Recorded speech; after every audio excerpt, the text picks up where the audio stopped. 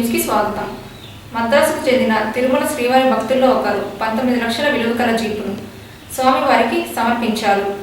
తిరుమల వెంకన్నకు 19 లక్షల విలువ చేసే జీప్ వాహనాన్ని చెన్నైకి చెందిన భక్తుడు శరవణ్ కుమార్ టీటీడీకి విరాళంగా అందించారు.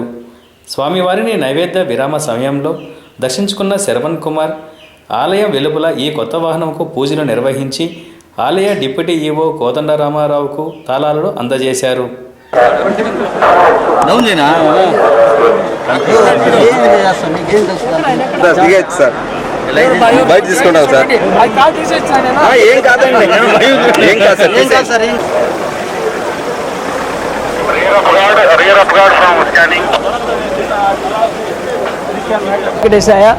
ఈరోజు చెన్నై నుంచి శరవణన్ వారు ఈ జీప్ అనే కొత్త వెహికల్ని మార్కెట్లోకి ఇంట్రడ్యూస్ చేయబోతున్నారు.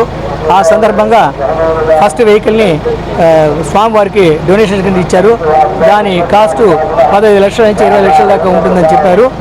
ఈరోజు తీసుకోవడం జరిగింది. ఓం నమో వెంకటేశాయ.